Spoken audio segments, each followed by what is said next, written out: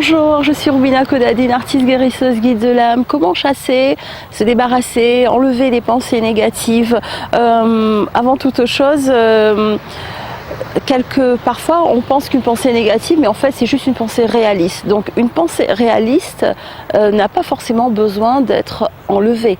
Donc si je dis, tiens, dans cette situation je n'ai pas été respectée, ou cette personne a été horrible envers moi, ce qui peut être vrai, c'est une pensée qui n'est pas forcément négative, c'est juste une pensée réaliste.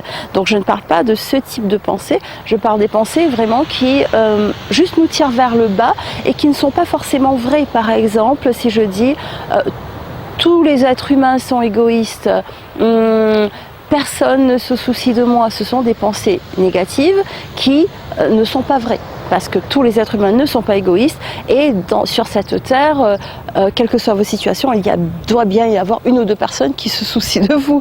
Donc par exemple, ce sont des pensées négatives qui ne sont pas réalistes. Donc ces pensées négatives, déjà, il ne faut pas en avoir peur, parce que si on a peur de notre négativité, c'est comme s'il y a une double négativité, et ce n'est pas comme en maths, la double négativité, ça ne va pas faire du positif. Donc la première chose, c'est de ne pas en avoir peur, de se rendre compte de ses pensées et de se rendre compte que ça arrive et que ça re-arrive. Donc ça veut dire que j'accepte que j'ai ces pensées.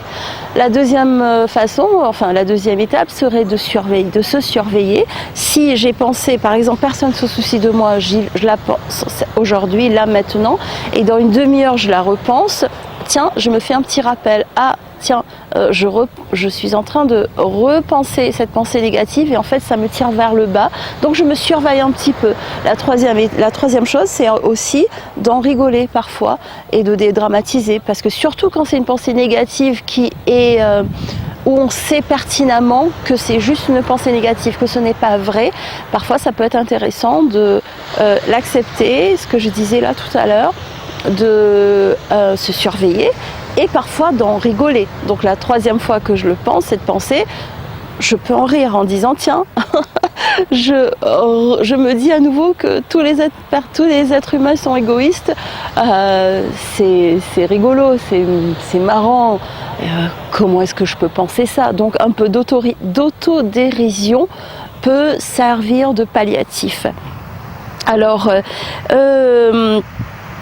comme je disais tout à l'heure, au lieu de combattre la pensée négative, au lieu de combattre le démon, c'est parfois mieux de nourrir l'autre côté, de nourrir le positif.